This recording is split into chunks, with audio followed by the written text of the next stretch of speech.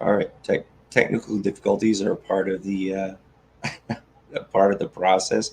I don't even know what happened. I think the video um, just didn't share. So we're gonna try that again. Did you guys hear the opener? Thumbs up if you heard the opener. Did you hear it or no? I think it just fucking died on me. That's crazy. All right, let's try this again. Thank you all for coming. There we go. It's there. Wow.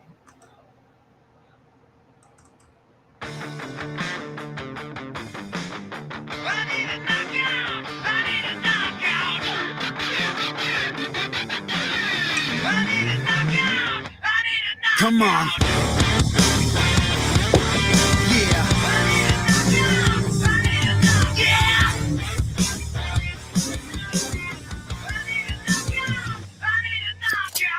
Last kiss and everything.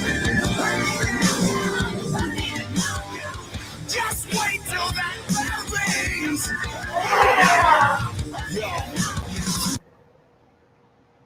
That was much better. Yep. Technical difficulties are always a part of the process. You just need to get used to them and roll with the punches. Very excited about our show this evening. We've got an exciting panel of guests um, and some cool announcements that we'd like to make tonight. But first, I would like to bring in one of our guests of honor, one of my co-hosts for this evening, special co-host. I want to bring in a guy who recently acquired the copyrights for TSR. He is releasing a new line of RPG gaming and looking to do some publishing work. He is the guy responsible for restoring honor to the home of Gary Gygax, the creator of Dungeons and Dragons, and creating a museum for all of us lovers of fantasy and gaming to share together.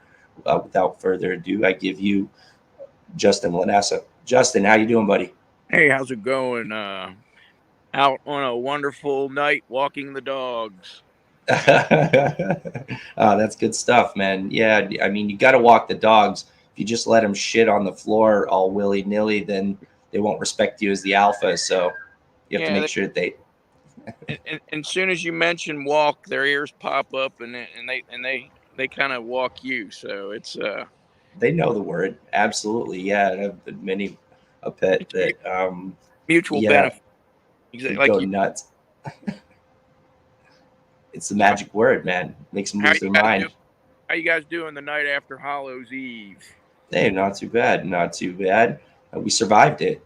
So that's good. You know what I mean? Everybody knows on Halloween, that's when all the murderers and the freaks come out. So yeah, I'm happy to say that all 5 members of my family survived Halloween. I hope it was the same for all of you. Yeah, everybody got lots of candy. Good stuff, and lots of candy as well. Those are the two chief concerns. Candy and survival. And so I would like to bring in my next guest. He's the artist of Thin Blue Line. His name, I'm sure all of you know who he is. I've worked with him personally. He's an incredibly talented guy. He is also a veteran. He is a kickboxer. He studies at Gracie School for jiu-jitsu as well. And he is a full-time police officer. I would like to introduce you all to my good friend, Joseph Arnold. Joseph, how you doing tonight? Officially. Joe, you there? Is it not working? No, it's working now. Okay. Yeah, I think I had to get back in. All right. Hey, how's everyone? Turn on your audio and put your hands up. Oh, fucking love it, man. Yeah, so this is Joseph Arnold. Good to have you, buddy. I saw the artwork on Thin Blue Line. It was absolutely fantastic. And I appreciate you. Thanks for coming by tonight, man. Yeah, absolutely. It's definitely been an awesome project, and working with Industry Pro, I guess I'll let you introduce them when you do. I think I'm going to introduce him right now. I think that's the best idea. If you would just stop talking. I mean, you're kind of taking over the stream a little bit, Joe.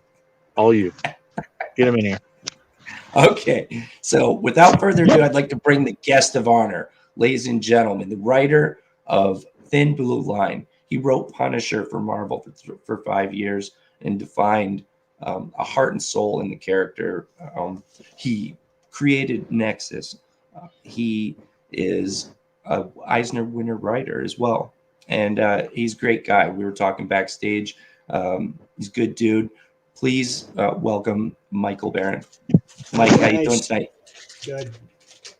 Good to hear. Good to hear. I'm very excited about this project. I was a first day backer. Yes, sir. Yes, sir. Absolutely. I mean, aside from your life accomplishments that everybody's aware of, I think this project, in and of itself, has merit as far as bringing awareness, actually, I want to say law something enforcement. about that. That the main reason you should buy this book is because it's wildly entertaining. Nice. Good. That's good to hear. Absolutely. I know it's going to be a treat. I'm not out there to preach. It's not a polemic in any way. It's a story that was inspired by events that actually happened. But to me, it was the stuff of drama. And I have 3 rules as a writer. And my first rule is it's my job to entertain. And I never forget that. So entertainment is my first goal. Well, how do you do that? You use every trick at your disposal. You use fresh language, an intriguing situation, an intriguing character, a seductive narrative voice, anything and everything to move that story forward in an entertaining manner. And by that, I mean that the reader comes outside of himself and forgets that he's experiencing an artifice and falls completely under the story's spell so that he becomes resentful if anybody interrupts him. And that's what I try to do with every story. Oh, that's beautiful. Yeah, I mean, ultimately, when you're writing, I think to have the passion to write and to put that time into it, especially to build a career, because it's broke work when you start, you have to love it. You have to love doing it and love telling stories, being a storyteller. I've managed to avoid real work all these years, and that was the primary goal. Mike, that's fucking funny, dude. Yeah, I mean, that's what it is. A lot of people say that writing isn't work, but people who care about it put a lot of time in. If you love it, it's a labor of love. And when I know what's going to happen next, then I'm very happy. And that's the essential question in all fiction: what happens next? Because if the reader doesn't care, he's not going to turn the page. That's right. Yeah, you got to keep it. It needs to be interesting all the way through. Yep. And I've been told that I have good pacing, and I think that's something that I wasn't taught. It was something that had to happen naturally. I'm an avid reader. I love comics, and I love words. Do you like pineapple pizza? No, I do not. I do not like pineapple I'll pizza. take you at your word then. I like pineapple pizza. We won't hold it against you. Do you put Putting ketchup fruit on on your hot dog? Oh yeah, Yes, I do. Every Me- time. Me too. in the morning. Absolutely. Yeah. You can have ketchup on your hot dogs for sure. And so that's subjective, just like writing and artwork. And that's the thing, we're trying to connect with readers. I think this is a very cool project. I love the artwork, Mike. And I love the story premise. Yep, absolutely. Yeah, thanks, Joe. Thanks, Joe. Joe. Uh-oh. He may be out Thanks, Joe. chasing an alleged perp. Thanks, Joe. We got an There we go. 817 on a 314. I just have to refresh my piece. If you start talking police code, then he shows up. See, Well, if That's all you you have mention to my do. name, like Beetlejuice. Yeah. or your name. Yeah, if I say it 3 times, then you appear like Candyman. Yeah. 5 times. You Yeah. appear like, you appear like then you appear like Candyman and ruin the stream. So, Joe, you've been training with Gracie? Yeah, yes. I Don't- was with Joe, you there? Adam Martinez, who was under. Oh my gosh. Did he Working? did he train with Gracie? Yes, my instructor trained with Gracie. I've been at a couple other schools because we've had to move. There's been changes, but yeah, I mean, it's all, there's a lot of similar stuff, and it's actually, there's a lot of branches as well, which different schools focus on different things, but Have you ever met it's any all of the good stuff. Gracies? Yeah, Hoist Gracie. I've been to a couple seminars in Loveland. Cool. He came through. Yeah. That's And amazing. that's one thing that adds to the book is the fact that we have martial arts action sequences that almost seem to unfold in real time. They're exciting, dynamic, and realistic, unlike most of the fight scenes you get in other comics, which are just poses and make no sense. Right. That's right. Yeah, absolutely. I mean, Joe is he's not only a seasoned veteran. He served in Afghanistan. He also is a kickboxer. He sent me some video of his fights. He's a tough fucking guy. We were we were joking around about one of his kickboxing matches. They put him against this guy who looked like he just got out of prison, and Joe held his own, dude. This was before you went to the academy, and so I remember those videos, and I was super fucking proud of you, man. I loved your artwork then when we were working together, and I was proud to see you go in there and trade. And then and then he also studies Gracie School as well, which is a very respectable school. So That he one's a little knows, more and he's work. interested. Yeah. Yeah. Joe, you're going to have to show me that tape. Okay. He's Yeah. pretty private about this stuff. He's pretty private. Right. It's an honor that he showed me because He's very modest. yeah, I'm he not is. even He near is. you guys. I'm already blushing. It's not even here. That's why I brag for you, Joe. You modest bastard. I'm gonna fuck with you tonight, Joe, because we're on a show. You know, this is supposed to be a show, so it's gonna be more than normal, and hopefully more than you're comfortable with. Is this being shown live right now? Absolutely, we're. Why don't you Yes, sir. post that? Give me that YouTube link on Facebook so I Here. can post it for people. Cool, dude. Let me Oh hit my you. gosh, no. Nice. Let me get you the link, dude. Copy. I'll actually post it in the chat too, Well, but I'll if send you- it to you. I don't know if you post in the chat, that might be beyond my limited technical abilities. Okay, no, you want I could No, copy here, let me send it on Facebook. You're All good. right. I'll send it to you so that way you can share All right, and get some people in here and hoot and holler. got it. Because that's the thing, man. We want to support this book. I think it's a cool project, and it's awesome that you want to entertain first. So we're talking about a story that if you just want to read a comic that's entertaining, that has action and law enforcement in it, then you're getting a treat with Thin Blue Line. But one thing that stood out for me additionally is that the title also tells the story of defund the police from a pro law enforcement point of view. And I think that's a beautiful thing. I want to tell a story about a friend of mine that I have. I don't judge my friends on their views. I can have friends that I have differing opinions with because I'm not a psycho. So I was talking with one of my friends, and he's this dude. He likes to get high, and he was talking about and he's a good guy, but he was talking about police can. He's like, oh, police can just kick your door in anytime they want. We don't need it. And he's one of these anarchists, right? Just and he's as long talking as about he's that. not a he's well, he's just like, you're in real trouble.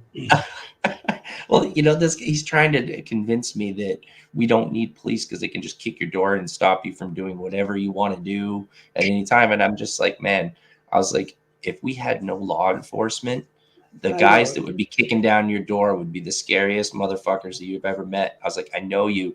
These guys would. That's why I wrote the book, and as a reaction to the defund the police movement. But you know, most police officers join the force because they want to serve their community. They're sure there are bad cops, but they're in a minority, and that's not who we're talking about. Yeah, that's right. And everybody always brings that up. Oh, I met this cop. He was an asshole. He was this. And, you know, actually, I believe in this so much. It's actually represented in my book as well. There's a point where there's a riot that breaks out. This was written before the riots broke out. So This was just something that was it was Joe's wrestling with an alleged he's perp. right. Yeah, he's wrestling with an alleged perp. Nothing. Don't be alarmed. This is part of the process, everyone. Okay, so Stop this. and so oh yeah, it's part of the book. We were talking about it, and that what was presented as an idea is that there's a riot that breaks out, and the federal offensive responders respond to it, and they show up and realize that it's not police against citizens, that there's this unspeakable evil that lies in the hearts of men, and that there are bad people on both sides, and there are good people on both sides, and they've showed up in this chaos where you can't tell who is good and who is bad by how they're dressed or who's on what side of the law. It's a fight that breaks out against evil and good, and so that's how it's represented in the book. I won't give any more detail than that, but that's exactly essentially what you're talking about. Is that people have a bad encounter with a policeman, and it can change their view on policemen. They can have a bad encounter with a person, and it can change their outlook on a person. But we just need to remember that we're all people, Does We're all anybody else people. hear that high whistling noise? Yeah, that's my kid acting Good. acting wild. I thought we were having a tornado. Yeah, my little guy's back there. My wife has him in the back room, and we're doing the stream here, and she puts on his favorite shows, She put him and out. they make him squeal. They make him absolutely squeal. He's back there going nuts, and so yeah, and and so there's that. And I also wanted I have another guest that wants to come in as well. He's someone who I've been kind of playing close to the chest. I haven't revealed him yet. We had a setback when we were looking to launch in June, a very unfortunate setback. And so I found myself in a position where I needed to hire an artist for my book.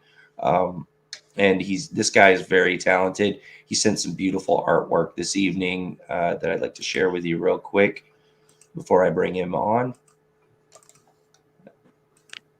Here we go. And so I'm sharing my screen now. We'll go into it a little bit here. Show some of this fella's line work. He is an incredible artist. I'm very excited to have him on this title. Oh, This is some work from his own title that he's looking to release. It's still in development. This is some colored work that he's done as well. But this is his lines and inks here. nice. Very macabre and beautiful. Exactly. I like dark stories, and I like dark. And so he's wonderful artist. This is his version of Lady Death here, with the demon showing like almost a Beauty and the Beast as well expression. That's absolutely beautiful. Get another piece here. Here's a sequential page that he did too. So, fantastic work here. And so he's turned in his thumbnail. I'd like to show that these are the characters that I created, and we're still working out that this is a rough sketch here that he did. What's his name? We are going to bring him in, and we're going to give you the name right now. I would like to introduce you all to the new artist for Hayward Saints 8 Federal Offensive Responders. His name is Travis Smith. Hey, Travis Smith. Travis. I was just talking to him. Oh, you were? Oh, good. Well, good. He's a talented guy. Two talented people were talking this evening.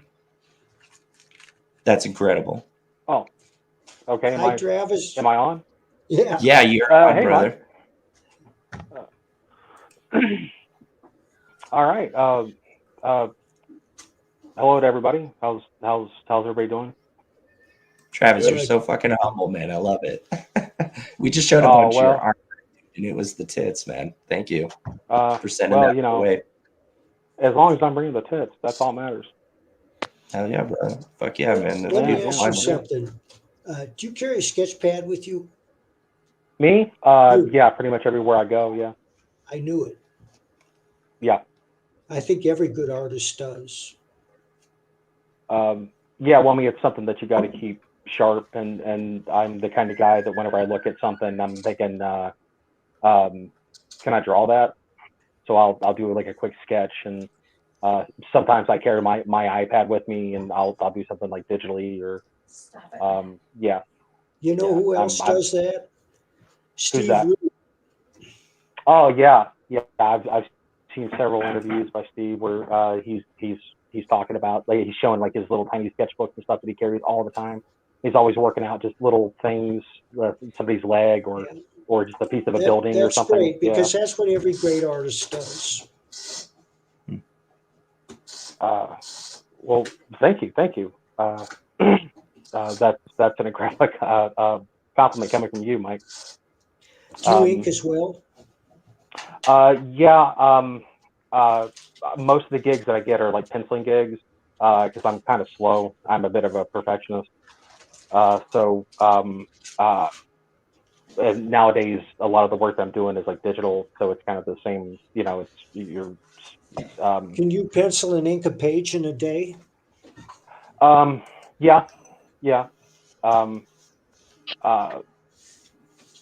If I'm like really on it, yeah, I can do it. I've had there was a cover for Action Lab I did a few years ago that I turned in a couple concepts and they like rejected them, and I had like 18 hours to do another concept and take that to finishes.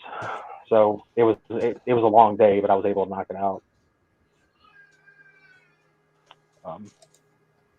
It's a process, you know what I mean? Drawing, like, I'm Yeah. not a talented artist, but I wanted to delve into it a little bit just to see what it is, because there's always that thing between artists and writers where it's like, this is so time consuming, you need to respect this, and you're just making words, and anybody can write a script up in a week and those kind of things. And I mean, not everybody's like that. People who understand aren't, but you hear it a lot out there. There's just kind of that thing, and you can see by the rates as well. Pencil art is exponentially more expensive than page rates or word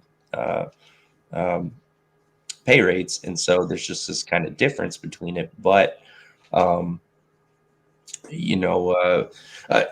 thing is, it's a process. Like, I spent 3 days on a piece that I did for my kids, and I never even really got it. Like, I finished it, but I never got it finished. Like, I didn't get it colored or anything. But when I went through about a year and a half of getting pointers from artists and working on it on my own, like, so I understand, man. Sometimes it's time consuming. Like you said, sometimes you're on, you just get a piece. Other times I want to try to draw something and I'll throw away 20 pieces of paper before I get something I actually want to continue on. So it's a madness. Basically, you're braving a madness by being an artist. Travis, how do you feel about that? Braving the mat. Well, that's a good way of putting it. Yeah, you can drive yourself crazy noodling on a piece, and especially if you have something in your head that's just not coming out on your hand. You can really go nuts with it. Now, do you think it's probably too far if I hated a piece of artwork that I had, and I grabbed a delicious plate of breakfast my wife cooked and smashed it against the wall and said, "You ruined breakfast again"? Would that be too much? Do you think that would be a negative outburst to being frustrated with your own ability? Like, is that unhealthy, or do you think that was okay? I think that would be up to the courts to decide. Okay, yeah. Let's ask Joe. I throw myself at the mercy of Joe Arnold. Yeah. Joe, what is your verdict? He is wrestling with an alleged perp.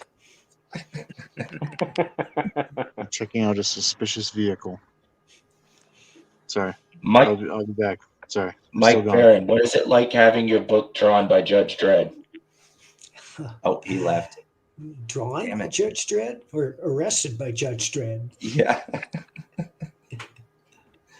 The book is absolutely realistic.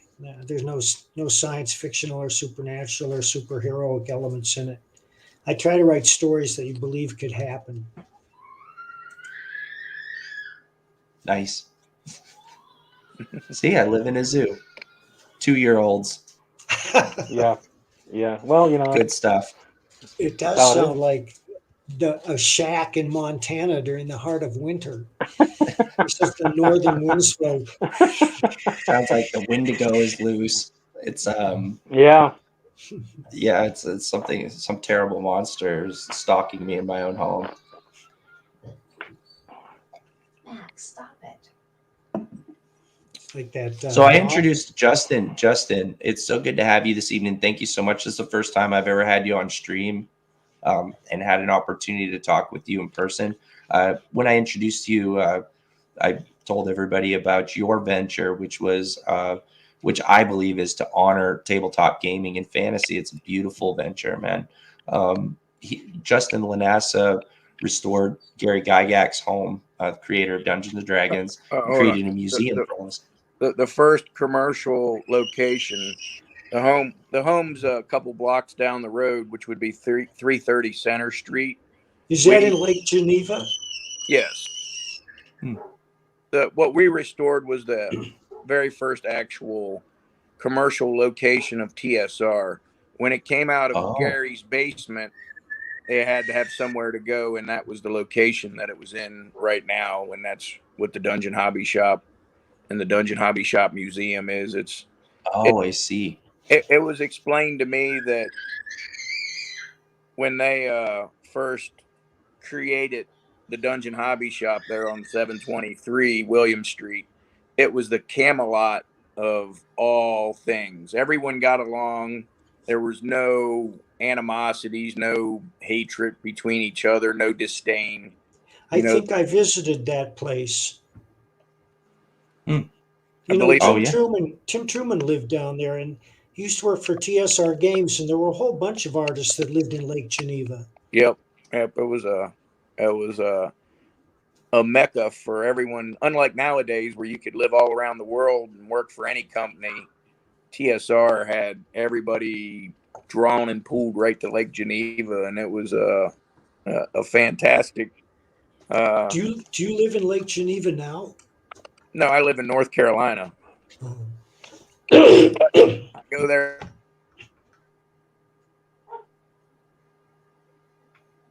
Oh, that's okay. Justin froze for a second. Yeah, I wasn't aware of that. I thought that it was Gary's home, but essentially it was his home. Once he created Dungeons and Dragons, I'm sure he spent a lot of time at this centralized location that Justin has preserved. Mike, I think it's very interesting that you mentioned that you knew of this location. And I think a lot of people did who were working in artwork and who loved fantasy and creation. I remember seeing him down there in his easel. He's an incredible artist. Yeah, wonderful. And that's the part that's interesting to me, is that you remember artists that came out of Lake Geneva, right? So you have this centralized hub of where this wonderful gaming culture has been created, and this culture birthed and inspired and birthed new artists and new writers and creators, or people who are already. It's a beautiful part of the country too. Have you ever been to Wisconsin? I haven't personally. Yeah, that's where I'm from. That's my home state. I miss it. Yeah. I'm from Maine, so that's I'm beautiful too. It is. It's not too bad. Yeah, I'd love to see your place too. When you talk about being out in the woods. Yeah, it's great. Yeah, I got 2 acres out here, and I live in a town that's named after the woods, and so it's woods, and it's great. There's a lot of moose hunting and deer hunting. There's a lot of game out here, which I love. That I grew up hunting, and so and a lot of outdoor camping. Yeah. Travis and I were talking. We connected on that because we both grew up and had animals around us, and our parents were into that kind of thing and grew up with farming. And so, it's a beautiful country for sure. I wouldn't give it up. I'd like to just stay here in my dungeon and write remotely like you spoke.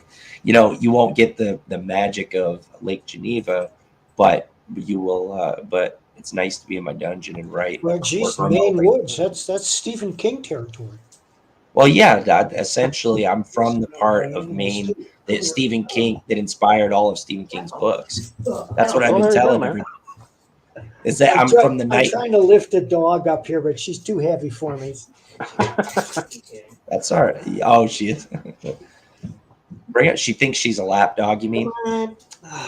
All right, hang on. Where are you, little shit? Come here.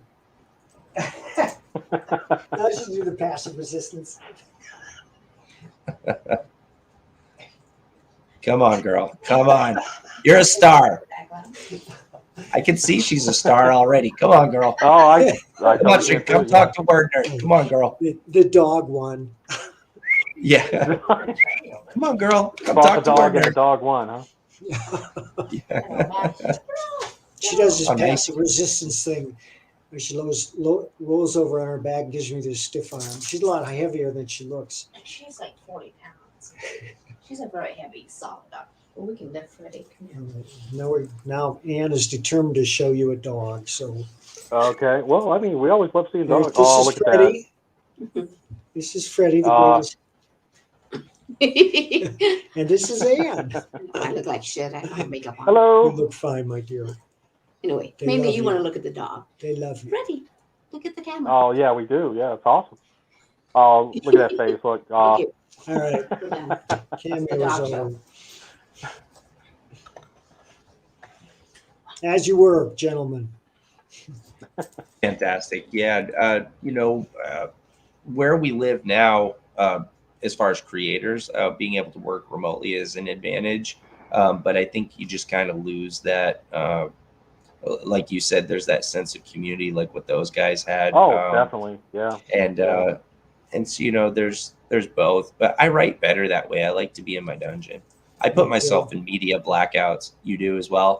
Yeah, well, we writers have been preparing for this pandemic our whole lives. Yeah, that's how I felt too. It's just like it essentially hasn't affected my life at all. Like, Guys, I'm gonna have to bow out for a little while because I'm on another stream. oh, you are? That's cool. No, I know that you're doing a book tour, man. Please do. I've been watching a lot of your streams, and I want you to go get on as many channels as you can. Try to get some. Man. Try to get some buyers. Thank you, guys. Thank you, Ryan. Absolutely, no problem. We'll share this around. We'll continue to share till the end of the campaign. Want to see you make some money? Everybody back Thin Blue Line on Indiegogo. I have the link in the description. Please do so. It's a beautiful project from a talented guy and from a good guy. Thanks for coming by, Mike. See you, Mike. Thanks, Mike. Have a It was good great night. to meet you, man. Yeah, it was very cool. Yeah, Mike's a good guy. I like him, and I want to see him and Joe do well. Joe, Yes, how's you it have me for a going? little bit. Hey. Nice, man. Yeah, Turns I out appreciate you vehicle dropping not by. as suspicious as everyone thought. So, yeah. All right. Well, hopefully, no perpetrators find out your true identity instead of your vigilante identity and attack you during the stream, because we don't. Agreed. Yeah. I'm we safe don't. so far, so I think I'll be all right. If they find out who your alter ego is, then we may witness an altercation. So hopefully, Hopefully not the We're not case. going to do that. Yeah.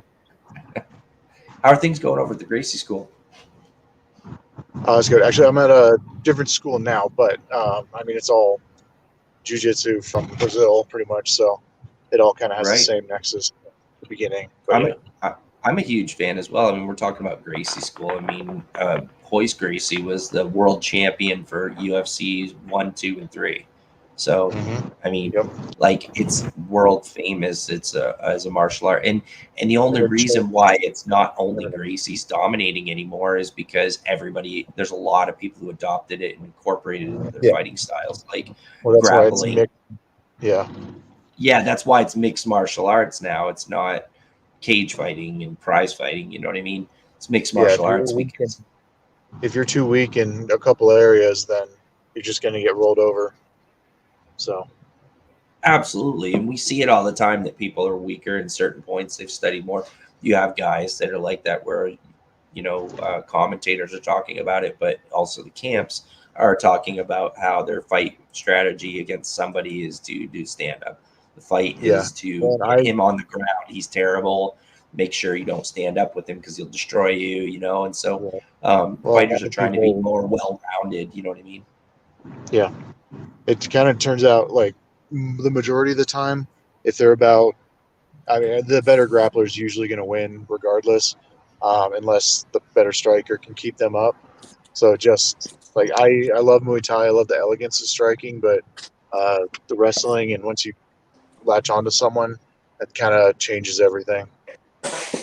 Yeah, it does. Absolutely. I learned a lot. My father studied Katsuko martial arts and taught me as a kid, and he'd been in a shitload of bar fights. He was a fucking rough cut hick and fought all the time and was in jail a bunch. So taught me a bunch of things. Well, you know, it's what it is. He was an animal. Like the guy was just from a different time. You know, this was a time, we're talking about a time where you'd go into a bar. This bar that he was talking about had like a corral where if you went after someone else's girl and you guys had a disagreement, they'd be like, no, take it out back. And they had a corral and you'd go knuckles with the guy for the girl. Like we're talking about, like, essentially it's like primate level of fucking, you know, it's old school shit. And so this was just the kind of guy it was, you know. And then my best friend in high school was state champ wrestler, and so he was always putting me in headlocks and cross faces and fucking with me, and we always partied together and shit. So you pick up a little bit of grappling. So welcome back, Justin. Thanks for coming back. Yeah, you had a sorry, connectivity. my phone died. Yeah, my phone died. Oh, it's all good. Mike Barron had to split because he had to go to he has a stream tour that he's doing, so he just popped out. I feel bad because I wanted you to come by and meet him at least, and then because you and I were talking together, we were connecting as a fan of his run on Punisher. As well, I understand you're a huge fan of Punisher as well.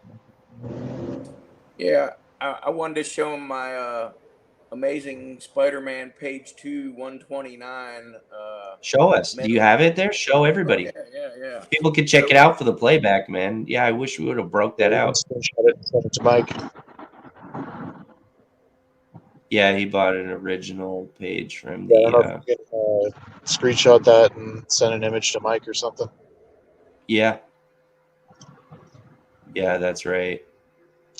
Yeah, Justin's an absolute fan, so I wanted to invite him by because Justin's my friend too, and he's very talented and he has great ideas. I'm sorry that I mixed it, Justin. I didn't know. I thought it was Gary's home that was restored, but I think that's almost better. We were talking about it after you left.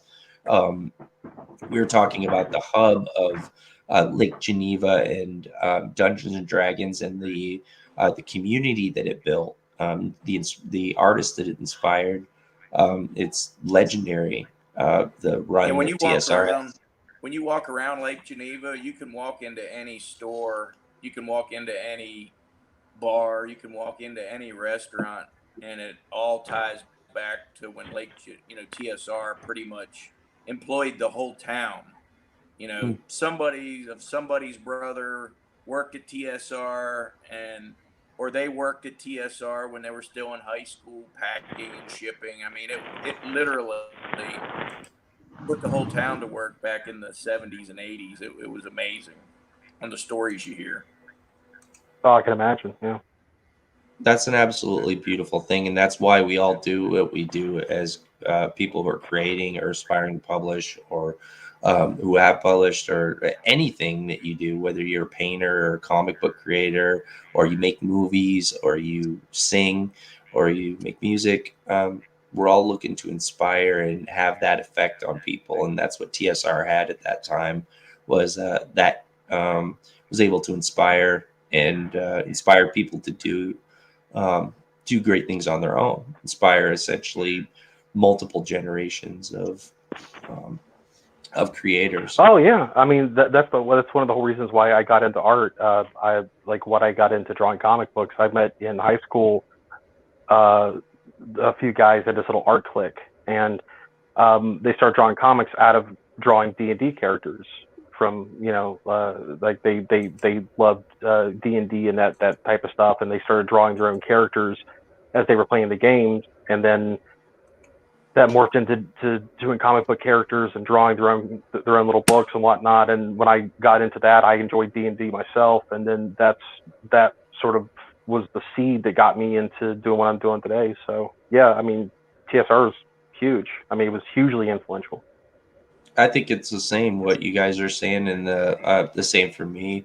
Ed Greenwood's my childhood writing hero, and I got an opportunity to work at a company with him, and then got a chance to talk to him, and just wanted to have him on my show, like we're doing here, just talking like men, just a bunch of dudes hanging out and genuine people who love to create and love what we're doing. Got together with him, and now I'm working with him, and that was. For me, that was a beautiful moment. I mean, I gotta say, I'm not a pussy, but I almost had what a normal person would call feelings at that moment when I talked with him and he agreed to come on the title. So it was great. That's That was called a fantastic. that's called fanboyism. Fanboyism. Yeah. Oh, absolutely. Yeah, absolutely. I was blown away. I mean, let's be real. Come on, we're talking about. I mean, this is the most published man alive. Like, it was so cool to meet him. He's such a good dude. He's just a down-to-earth guy. He's very sharp, and so it's essentially a blessing. And we all get that from those creators that we admire. There's multiple like that. He's not the only one. There's lots of people. That's the cool thing about real people, and much like Ed Greenwood, like a lot of Hollywood movie stars are a lot like that too. They're really humble, but you don't know it until you get a chance to meet somebody. Like one time, I live in Wilmington, North Carolina, which is Hollywood East. Before there was probably 50 or 60 really main feature movies filmed here. Cyborg, all back in the 80s and 90s, Mario. I mean, this was like the hub of movie stardom. And you would bump into people, and I lived here ever since, 91. So you would bump into people left and right. Like one time I was sitting in a bar across from one of my studios, and there's John Travolta sitting there drinking a mixed drink. And I sat down and talked to him, for a good hour or two, and he bought me a drink. And, as long as you holy shit, huh? Respect, yeah, that's pretty crazy. It's like being touched by an angel, brother. Let's just think about it. It's like Michael, he was in the film Michael. It's like being touched by an angel. I have a drink with Travolta. Are you kidding me? He's a legend. It's cool. Oh, I got a really good story about the YMCA with him too, but that was another time. Weeks later, he remembered me. So it was amazing that this guy met somebody in a bar, had a casual conversation with him, and then a couple weeks later, he's like, "Oh, hey, Justin, how's it going?" And you're like, you feel like you're in a movie or something. It was funny, right? But, we used to sit out in front of my studio and smoke cigars with Dennis Hopper all the time. I mean, he lived right behind us. So, that's pretty cool. That is pretty cool, man. You meet people like that, and you treat them like normal humans, and you're not pestering them or acting ignorant or just. Even trying to get them to sign your pet or your wife's breasts or anything, Like, if you just treat them like normal humans, it's like it goes a long way with those folks. I mean, because imagine the kind of crap they have to deal with. I mean, I wouldn't want to have to deal with it. I would. Well, they're on stage all the time. I mean, especially now with the internet, with social media. I mean, they're being judged by the public on every syllable. So it must be pretty hard. And they're probably happy to have interactions with people who are real dudes like you. From what I've seen, you're a real dude, Justin. I love that. Just a real person who gives a shit and appreciates what they're doing, but also isn't a superficial psycho. You know what I mean? Those things are, I think that's exactly what you're saying. And that's a beautiful thing, man. Like, they real need people, that.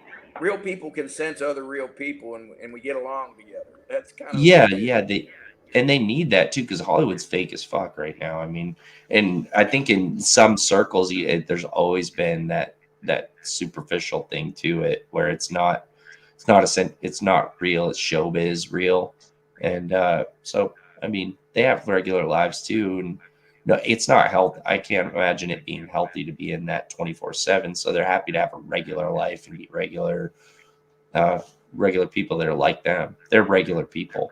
You know, they're But just subject to this I'll tell you one crazy movie world. star I met. There's one movie star that I really don't like that I was down here one time. It's a Mm. guy named Vince Vaughn. That guy's a fucking butthole. Really? Oh, really? Yeah. Holy shit. So Tell us. so I was supposed to tattoo Steve Buscemi, right? He wanted the Whoa. tattoo. Yeah, Oh, this that's guy wanted crazy. the tattoo, right? He came into our studio and was like, I want such and such. I think his producer or one of his people that help him out was the guy talking with us. And they're like, we want to set up a schedule. Steve wants a tattoo. We want you guys to do it, da da da. Because we tattooed a lot of the stars, you know, even now we still do, but more so when Screen Gems was here in Wilmington until North Carolina fucked up all the incentives and chased them down to Georgia. But that's a whole nother story about politics and their stupid decisions on how to ruin business. But Yeah. so Yeah. Steve Buscemi was supposed to get a tattoo, let's say on Wednesday. Well, that Friday night, Vince Vaughn took him out drinking, and Steve Buscemi ended up getting stabbed in the face, and he had to cancel the movie. Wow. Yeah, it was a crazy thing that happened. They were out drinking at this bar called Firebellies, which was a little punk rock underground bar that was really cool back in the 90s here. We all used to go to it. It had great tacos. I think it was dollar taco night half the week. And so they were down there and they were flirting with somebody's girlfriends, you know, and hitting on them. And some local roughneck punks, I guess, pulled out knives and tried to stab them both, and they ended up getting poor Steve, which probably didn't have shit to do with it. You know, Yeah. he wasn't the guy that I heard that wasn't initiating it. I heard it was Vince Vaughn. So Vince Vaughn, you can fucking suck my dick, dude, because you fucked up. I was supposed to tattoo Steve Buscemi and you fucked it up. Yeah, Vince Vaughn, you silly fucking bastard. What the fuck are you doing? You tall silly bastard. You tall silly bastard. He's a big guy. All right. Dude, he's like 6'6". Oh, no Damn. shit. But that's just one of Crazy. them fun stories. You just stab him in the face. It seems to work. I think he just like, if you just stab him in the face, probably take care of him. Yeah, I guess. I don't know. That's what happened. That's why he's still going. He didn't get stabbed in the face. That might be his weakness too. Yeah. But that's rough, dude. Yeah, sorry, man. Yeah, it's what it is. Apparently, it's clown world out there. I don't know. Vince Vaughn, I've seen a bunch of his movies. I think he's funny. He was funny, but I don't know. He's funny, but I don't think I'd want to go drinking with him. Yeah, it's probably not a No, good you might get idea. stabbed in the face. Yeah. He kind of talks very likable Well, in, I mean, in his movies. Yeah. At any I've never been stabbed. You could get stabbed in the face. Well, I mean, hey, now hold on, guys. Now let's not be hasty. If you've never been stabbed in the face, I mean, we should at least be open to it. It might be a good time. You know, it's all the rave. The kids getting going out, partying Try anything with once. movie stars. Yeah, going out partying with movie stars, getting stabbed in the face. My thing here is, who would stab Steve Buscemi in the face? You know what I mean? Like, what kind of crazy moron asshole? would stab a Reservoir Dog in the face? You know? What did he Like, do to your come on. girlfriend? Did he stab your girlfriend in the crotch? What the fuck? You know, Yeah. what would warrant having to stab him in the face? Come on. Yeah, you don't stab No. Mr. Pink. What the hell? Yeah. I know. Stab I was like, Yeah. Mrs. Pink with your ugly twin.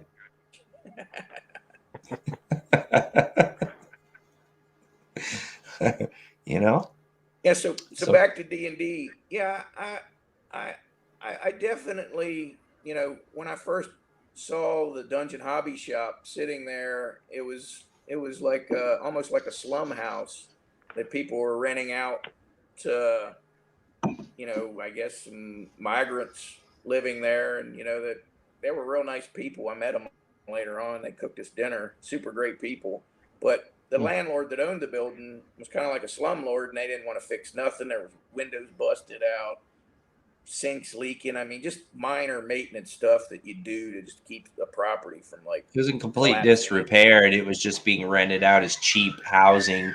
We're Yeah, I talking think that, about like the birthplace of the greatest gaming revolution to ever happen in the history of mankind. You know. yeah, and when I was Oh, buying the place, the lady was even like, "Yeah, this was, uh, owned by the Gary Gygax guy, the Dungeons and Dragons thing," and I'm like, "Oh, okay, all right, yeah, thanks." I didn't want to give her any kind of fuel to up her price, so yeah, yeah. To get it and restore it, absolutely. Yeah, yeah, yeah. and That was the that's the goal, man. Yeah, I hear you on that one. This was an it took important us mission you were on. yeah, it took us months of working on that place, shining it up, but luckily the building had real good bones and there was nothing major, that Hmm. had to get fixed. It was just all minor polishing and painting and cleaning and Maybe it was a scrubbing and miracle, bro. Maybe it was yeah, a miracle, brother. You know what I mean? The fact that that magic that they sent out into the cosmos, and for all of us, for all of the stuff that we absorbed, that inspired you, and it gave you the opportunity to appreciate it and do what you did. And I appreciate you for it. That's a beautiful thing, man. And now there's a museum at that location, the birthplace of Dungeons and Dragons, where everybody can go and share their love of gaming, and that can be preserved for our culture, is an absolutely beautiful thing. I'm an advocate of culture. Maybe some people don't believe in that as much, but the thing is our lives are just a drop in the bucket, brothers. You know what I mean? yep, Our sisters, anybody who's watching this who loves it, our lives are a drop in the bucket. Look at mankind and how long. Just think back. We're talking about TSR. We're talking about 30, 40 years is nothing in this thing we The call grand scheme of time. things. Yeah, absolutely. I mean, time is human history. Just what we've seen so far is and what we have recorded. So yeah, I mean, in the grand scheme of things, long term, looking back on culture, I mean, it would be a sin against our own existence, really, to let that go in disrepair and just well, what was a rot in the ground. You miracle know. what was a miracle is if you look at Lake Geneva and you look at like the second Dungeon Hobby Shop location, which was downtown on Main Street. It's a really big building. Keelowins is in there now. It's humongous. There was a bowling alley in the basement when they had it, I heard at the time. It's a beautiful building, but they remodeled everything about that building. There's nothing other than maybe some internal components up behind the wood that's anything that looks like it did back then. What's the real miracle is we were lucky that such a slumlord owned the place that never wanted to fix it up or update it, because literally it was a time capsule of exactly the way it was in 1974, which is unreal to have. That's like going to you know Ben Franklin's house, and Ben Franklin's house still has the damn inkwell sitting there, and everything's like pretty much the same. It's There's very few instances where you can do that unless like Doc shows up in a DeLorean and yeah, tells you you're exactly. going back to look at it. You know what I mean? That is Yeah, essentially your DeLorean back to look at the past, because yeah, there's not very many things who've survived that much time. 74 is, 40, all 45 the woodwork years. I still mean, come on. all the woodwork still exactly the way it was. I mean, literally, it looks like you stepped back into time, and it's exactly the same. We talked to Ernie Gygax, and matched paint schemes that were already, that you could. He said, "Look in the closet. Look, that's the original color right there." So we had splotches to go by, and it's Nice. pretty interesting that even though some things were maintained, like it's been painted a couple times, Hmm. they never painted the closets, so we had the original color, Yeah. already there. Oh, that's cool. So you had that for a reference, essentially, like ours. Travis, you're familiar with that with references. Is it so? You were painting on this great canvas, which was the original site of Dungeons and Dragons, where this was birthed, where all the magic happened. Essentially, it started this culture. Um, some people don't realize, and I think if you're tuning in now, you're going to realize it, that um, not only was this tabletop gaming, but this inspired video gaming. Ed said this on a previous stream as well, was that there were video games built off of this fantasy and inspired many other creators who built video games, like essentially created a whole fantasy culture. And we're still enjoying the benefits of it. Video game fantasy wouldn't be what it is if it wasn't for Dungeons and Dragons. You could talk to no, it absolutely would not. Yeah, you could talk to any of the creators of these famous Skyrim and things like that, and all their imagination from gaming back in the day is what created this wonderful visual effect that they've created. If it wasn't for the inspiration of fantasy role-playing games, we wouldn't have half the video games we have today. That's right. We wouldn't have any of that. No. That's right. It inspired, and it like I was saying before, it was like multiple generations of writers and creators, people who grew up like myself, impressionable young preteens who read about Forgotten Realms and loved this world that was created, and loved these races and these things, and then wrote my own adventures for my friends. We took turns hosting at each other's houses. Our moms would make snacks for all the kids that came over, and whoever was hosting had to be the DM, so you had to write the adventure. And so we'd create for each other. I'm talking 10 years old, you know what I mean, scribbling on paper and reading these source books that were created. Just a beautiful thing. It's not popular in our culture to go back and honor. I think maybe not in every instance, but it seems like it's not popular from at least from a cultural standpoint to go back and appreciate these old masters, and especially from a profit standpoint. People don't do that, but I think it's the right way. I think that we need to appreciate at TSR. At TSR, that's going to be our main goal, is to give these guys that no longer have jobs, or that they don't have work because they got blackballed by some big corporation that doesn't want them anymore, or they're supposedly outdated, that we want these folks. We want the old stuff. Well, that's right. That's absolutely right, and I know that.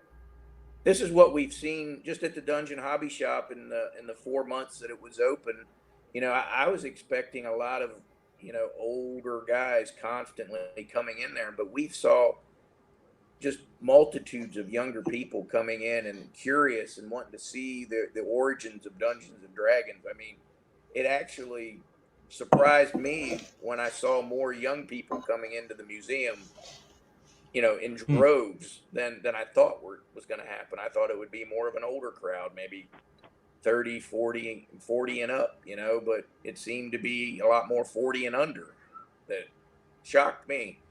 But that shows you the amount of curiosity and what people really want to see. I mean, it's spilling over into the young generation, and I quite frankly think that a lot of these big companies are scared of that. I think so too. And what you were saying before, and what we've spoke about, I know how you feel. That's what I meant when I said I know that. I know where you're coming from, and you and I see eye to eye on that, Justin. I think you're a good guy, and I think your heart's in the right place on this. I think you're absolutely right. We need to appreciate these old masters. There's a chain of tradition, and it's popular today where new creators, I think, are looking to make a career for themselves, and it's just like this corporate model where it's not profitable for them to honor these old creators because they want to establish canon. Like you've got TSR and first, and then it's acquired by Wizards of the Coast, and it's acquired by Hasbro, which is this humongous multi-billion-dollar corporation.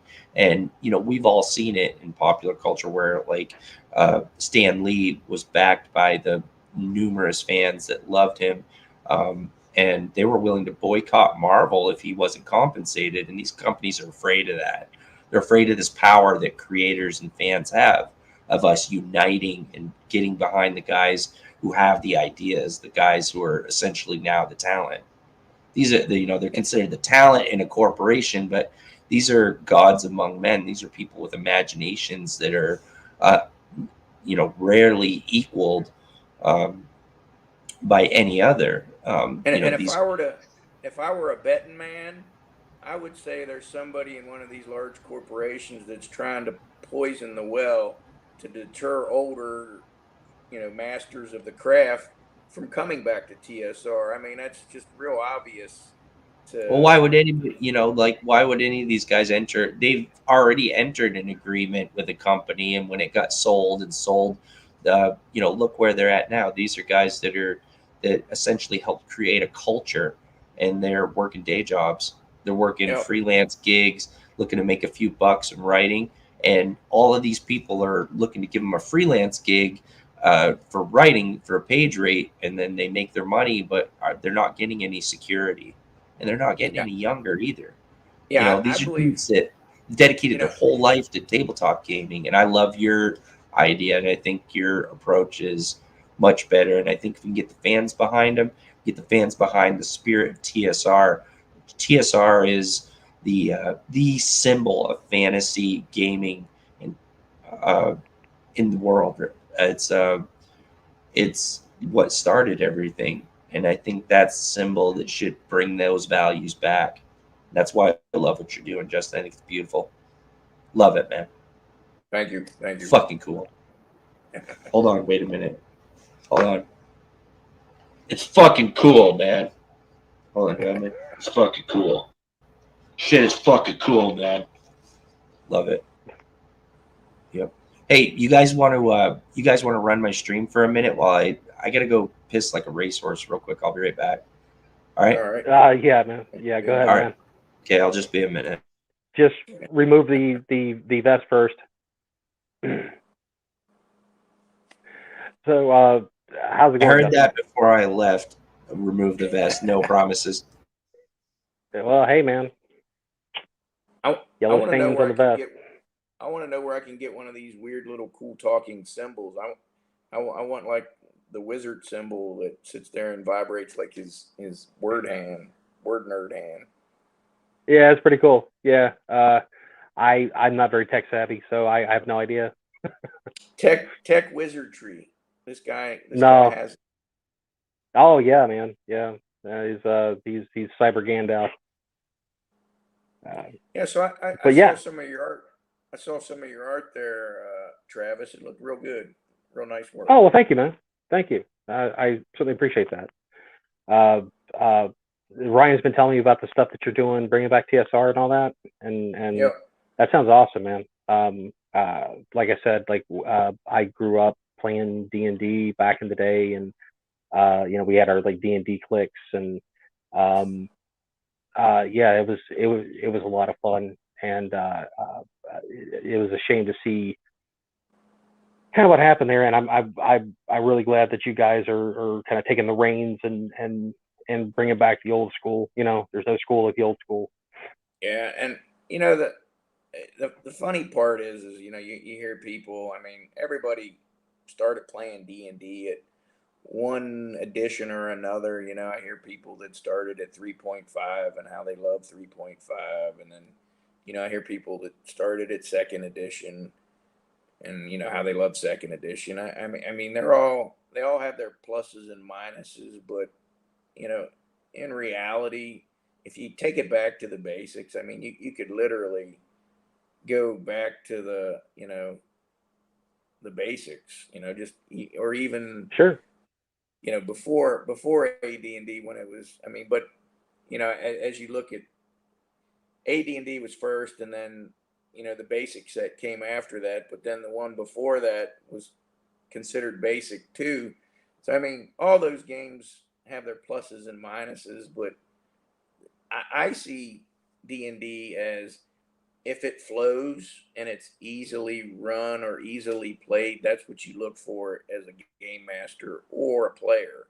I mean, anything that gets too technical or too choppy or too bogged down by rules, I mean, that's when it becomes no fun to play, and then you're just sitting there going, you know. Oh yeah, one of the things I loved about the older D&D that I don't think is around anymore, and it's maybe just not it's just not popular anymore. Like with all the different models and all kinds of different statues and things that you can get nowadays to go with your gameplay. The thing that really inspired me whenever I was a kid and inspired the guys that I worked with was just the imagination you had to play the game. You know, it's like you were playing the game and you had the board in front of you and you were talking about all these different worlds they inhabit and stuff. And it was up to you to sort of create that in your own head, right? And that's why, like I said, it drove a lot of us to draw and stuff, because we wanted to like realize the stuff that we were playing and be able to show, like, hey, this is my character. These are, you know, this is the world that he inhabits, you know, and this is the world that we're playing in, and build on that. And you know, we there were stories that we developed whenever we were younger that just came out of that sort of thing, and it really exercised that muscle of just where like just the fantastical imagination comes from. And that's the one thing that I fell in love with like D&D and those types of games. And you would see it in movies of the time frame, particularly like the straight to video stuff, like Iron Sword and various others, that really took heavily from that. And it was just this whole genre, and it was very much a niche thing. It's also you know, the two things that you liked whenever, and it wasn't really cool to like it whenever I was younger, was, you know, if you were into D&D and you were like a metalhead, right? And the two just went totally together. Like, you know, we'd be playing D&D and listening to like Megadeth and talking about all this, you know, wizards and fantasy and all this stuff. And it was just awesome. Like it just bred creativity. Yeah. Absolutely. And look at that. I mean, like what you're saying, Travis, is the same as what we've been saying the whole time. You're a product of this creativity that's inspired a new age of creativity. Your artwork is essentially directly inspired by these experiences you have. Oh yeah, absolutely. Yeah, absolutely. Made you a great creator. You're a great collaborator as well. Like when we talked as well, we're talking about the designs for the book that I'm looking to release. Like, I trust you. I like your design ideas, and I think that your heart's in the right place. And I like that when I meet people whose heart is in the right place. They're about creativity, have good taste in art. I love that. And so, you know, it created you, created me. It created the inspiration behind Justin's work that he's doing now, his noble work. This is something we need to recognize as noble work. You know, there's always someone who's going to be a critic, but you know, people like Justin Lanassa, people like Travis Smith, people like me, people like Ed Greenwood, people like Tim Kask, you know, the people who love this shit, and other people who love this shit. Yeah, you know, you have the opportunity to support them now. I think that this society has created some. Oh, you're breaking up a little bit. You went robo, brother. He's total robo. He went. Hold on, let me try to communicate with him. Travis, you're in the phantom zone, brother. Bob. Yeah, man. I say that. Yeah. All right. Here, Robo Man. Robo. It happens to the best of us. Sometimes we just go robo, brother. Fucking YouTube or fucking something with StreamYard. Who knows, man? Yeah, when he comes back, I'll pop him back in. He lost his connection. That's what happened. But you know, ultimately, what I was trying to say. Oh, okay, yeah, he's starting to reconnect. There it is. Okay. Can you guys hear me? Yeah, okay, I can hear. All right. Yeah, I don't know what happened, but there was a good minute there that just totally cut off. You were saying something about character designs. I'm sorry, I totally missed all that. Oh, okay. Yeah, that was at the very beginning of pretty much everything I'd said. Yeah, I'm sorry. Okay, so what you're telling me is you missed all of it. Good, brother. I did. I missed it all, man. Yeah, see, that's the type of timing I have, man. That's absolutely perfect. And so, well, I was just saying that you have cool fucking character design ideas. You know, from where it's coming from, like with the collaboration, which I'm about. Um, I see eye to eye with you. This is going to be a great venture going into this book. I'm so happy that you agreed to come onto this title. I was telling Oh, it's everybody a fun that. book, man. Cool, brother. Thank you. I appreciate that. Yeah, it's going to be cool working with you, and I love what you bring to the table. The design ideas that you have. We're going to do a few little. We're going to tweak their designs a little bit, redesign, make it something that that we both love, and we're going to give you a beautiful book. So, but you know what I was saying when you cut out was that people like yourself, like Justin Lanassa, myself, and then great creators that we honor, people that we're talking about who are still alive, these living legends. Like you can still support them and us now. People who care about this. If you love this genre, support people who love this genre and are willing to put their heart into it. I mean, Justin Yeah. spent his own money to essentially restore a landmark. And create a tribute for this. And this was his first act as the owner of TSR. And so, you know, that to me speaks to me as somebody who gives a shit about this. There's a lot on the internet that's going on. There's a lot of people who don't give a shit about. It seems sometimes like they don't give a shit about anything. But you know, if this is something you love, you have the I think that opportunity. that comes from a lot of jealousy and disdain and all those weird, nasty emotions that people will feel. I mean, Well, business I don't is under, I don't entertainment is understand it. entertainment is like pro wrestling, pretty much. Yeah, that's what I told Entertainment. Mike. I told Michael. I said, you know, these naysayers here. You know, well, I'm Macho Man Randy Savage, and when they come at me, guess who's on stage? Yeah, that's right. That's right. Give him the fucking elbow. That's right. Yeah, you know, we might go have a beer at one of the cons or something after I put an elbow right in their back. You know, so Yeah, fuck these guys. No, that's right. If someone wants to fucking try to destroy creativity, why should anybody give them any mercy? I mean, for me, a lot of my like I'm just me. I'm just who I am. But like I've played a lot of sports. My dad was huge into sports, and I was an all-star catcher for many years. I had a great glove. Loved baseball, but played a lot of hockey as well. I played growing up, pickup, roller, and ice. Played in high school and college. I was captain the defense in college of our team and had the best plus minus of the team and had the most penalty minutes in the league. And so I was a goon. I was a straight fucking goon. You protect your goalie, you protect on defense, and so the essentially it was the. Well, I mean the penalty minutes are probably not the best stat to have, but an enforcer and what the point I was trying to make with this is that catcher and goon captain of defense are like the two most notorious shit talkers in all of sports.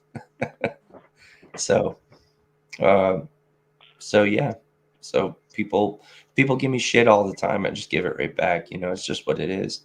Um, Pro wrestling probably a little different than that, but maybe not so much. Those guys talk a lot. Look at Ric Flair. He talks a lot of shit. Talks yeah. all kinds of fucking shit. Yeah, if you ever watch any of these documentaries, it's really interesting to see, you know, how much of it was fake, but then actually when some of it became real and you really didn't know as a fan, but they were really pounding each other or like, you know, they talked about Andre the Giant where, you know, if you gave him any kind of disrespect, he would fuck you up. Like, so if you watch some of those documentaries, they're really interesting. When I was 3 years old, uh, my uncle used to lift at York Barbell, and I think I was 3 to 5 years old, somewhere around there. But I remember my grandma cooking dozens and dozens of eggs for these really big dudes.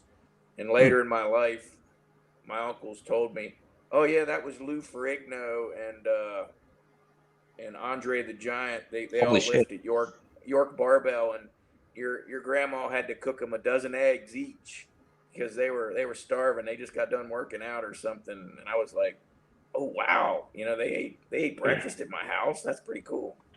The most amazing thing I heard about Andre the Giant was something like he has the world records for. He has the world record for the most beers in one sitting. Yes. I guess like he drank something fucking nuts, like 156 fucking 12-ounce beers. Yeah. But like I imagine for him, a beer was like a shot for us, but it was beer. Like it's probably Oh like yeah, nothing. yeah. Like I had a still good- remember the WrestleMania where Hulk Hogan actually body slammed him.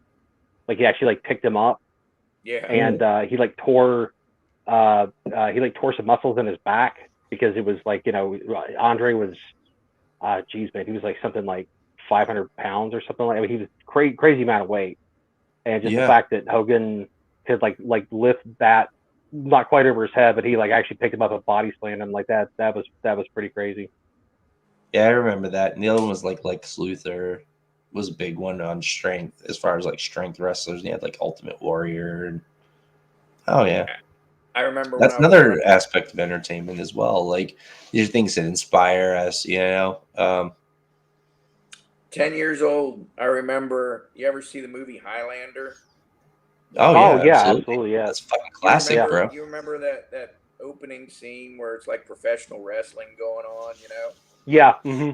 Yeah. And they're like fighting, it's right before the one fight scene in the parking deck, I think. Yeah. Well, I There can remember- be only one.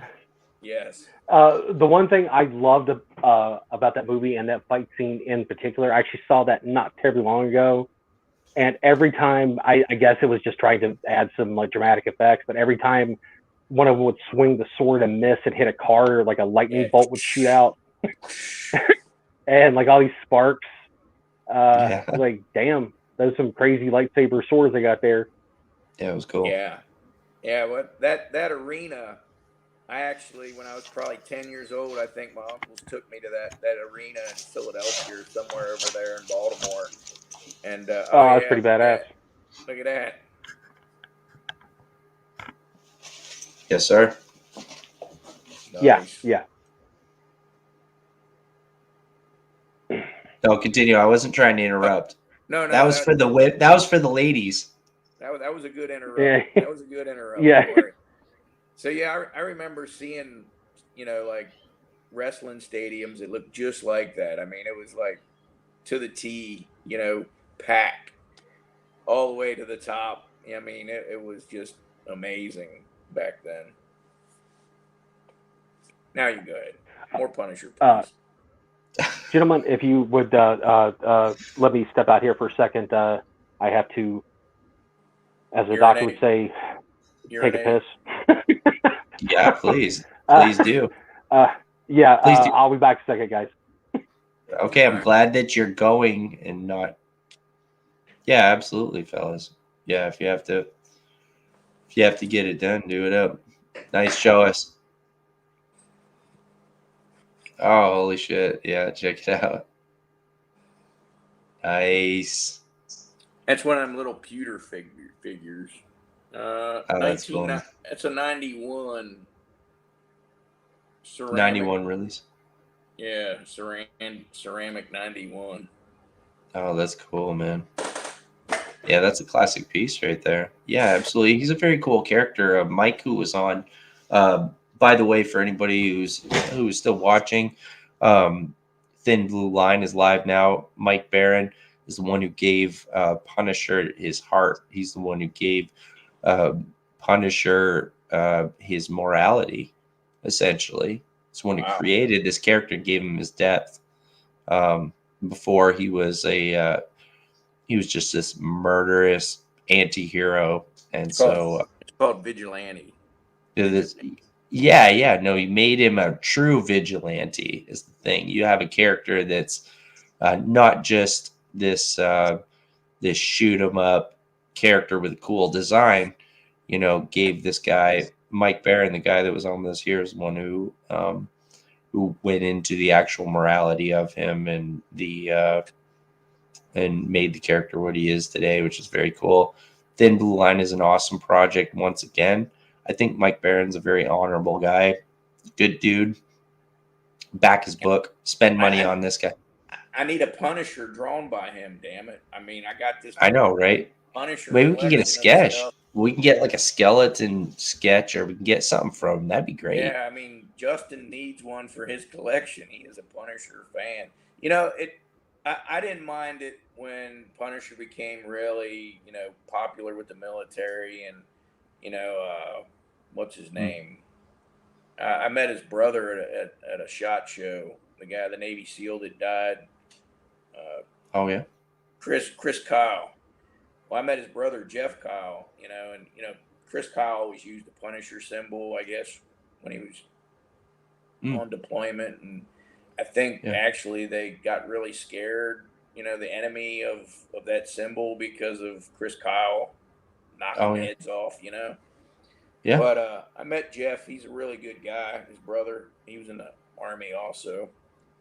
And I was kind of disappointed. Well, it became a symbol of vengeance. You know what I mean? With the story of it, that's the thing. Like people think of it like, that's a comic book character symbol, but it became a symbol of vengeance, of almost a symbolic righteousness of wrongdoing being undone by someone who's willing to do whatever it took to make things right. Yeah, and so but the thing was, in 1980, that's a powerful symbol. Nobody knew about even if it meant death. I mean, even like nobody, when comic book nerds would hang around or we would all start talking, the majority of everybody was like, I like Iron Man. I like Iron Man. And like 1980, a lot of kids liked Iron Man. And I'd always be like, well, I like the Punisher. He's the shit. And they're like, who's that? What is that? Because he only appeared I think maybe once or twice before 1980 when they started doing the limited series and things like that. He wasn't very known at all. And he was one of my favorite characters because he was a vigilante and they didn't have that many vigilantes, in Marvel. And I was like, right. This guy ain't everything a bad guy, was just but he ain't a good guy. So everything was kind of black and white before that. But it's funny, the character, even his design is black and white, which is, which is funny. You put the two together and you get that gray area, which is the Punisher, which was not the norm at the time. It was mostly just heroic stories of good and evil, and it was always told from the perspective of good. And I tell you about all the movies that came out, man. The first Punisher movie that came out, I think, was that Dolph Lundgren one, and it flopped. It was the worst crap I've ever seen in my life. That was back in the 80s. If you look it up, Dolph Lundgren. I know. I'm absolutely familiar with it. Yeah. They didn't even have the skull on the character's chest, and they called he got a lot of work, didn't he? Jesus Christ, wasn't he He-Man too? Punisher, and he was He-Man. He was fucking he fought fucking Rocky. I mean, come on. Guy was getting all kinds of fucking work. Dolph got a lot of money, I think, back in the 80s.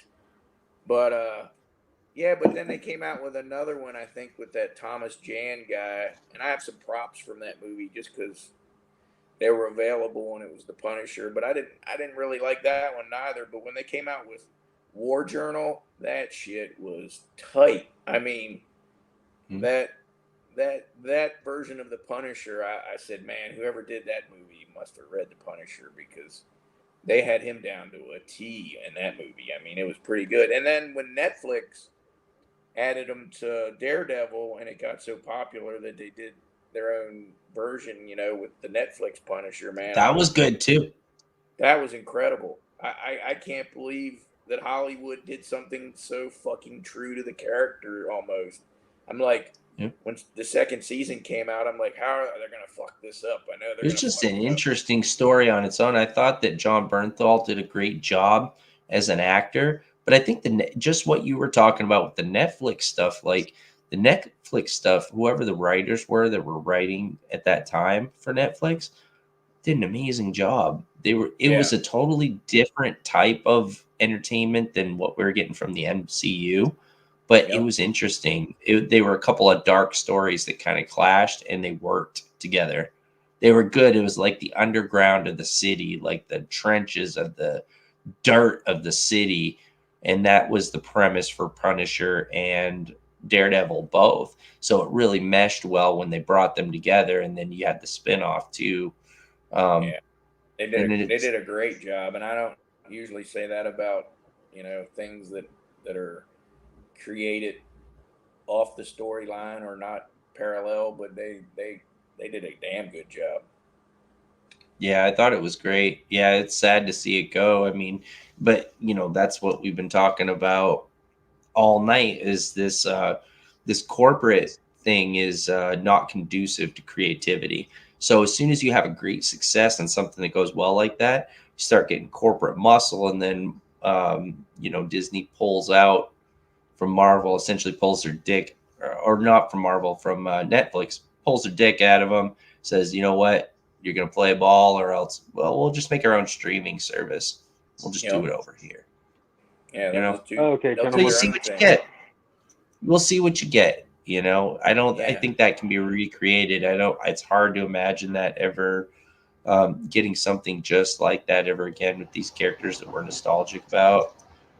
These cool characters were created from talented people, but that's what it is, even in an environment that's not conducive to creativity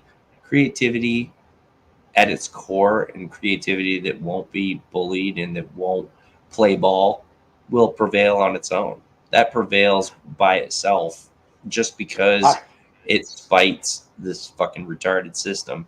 So I don't know fuck 'em. what point of the conversation I came back in, but I heard, since I put in my headphones, I heard pull the dick out of it. So I don't know. You came back at a perfect point then, brother. That was a great point to come back in. Like literally, as soon as I put my headphones on, I was like, and then you pull the dick out of it. I'm like, well, maybe I came back too early. Because that's the whole point of this show. If we have technical difficulties and people come back, I want them to come back at the most delicious point of the stream, and I think you've done that. Oh, perfectly, delicious! Travis. That's a great word to use there. Well, guys, shit. I think I'm going to go eat dinner here shortly. It was a wonderful time talking with all you guys. Maybe oh yeah, man, it's great. We can put the word into Mike about a custom sketch for the Punisher for Justin. He'd be happy to buy it, or hook him up with something really cool. All right. Hey, that'd be great, man. Maybe we'll do another stream too, and we'll have to show up. But yeah, I'll definitely I'll talk with them. I'll get you something. We'll see if we can get you a little something too. His campaign is live. Anybody who's watching this, please back Thin Blue Line by Mike Barron. Absolutely. Yeah. I'm ex-law enforcement also, so I say back the Thin Blue Line, definitely. Absolutely. Oh, that's good shit. Yeah, you were saying, that's right. Yeah, you're an ex-federal officer, aren't you? Yep. But I dealt with many of punks that ended up getting handcuffed and put in the back of a hell, brother. boat. Yeah. Hell, brother. You know what I mean? It's fucking. Yeah, this is America. right.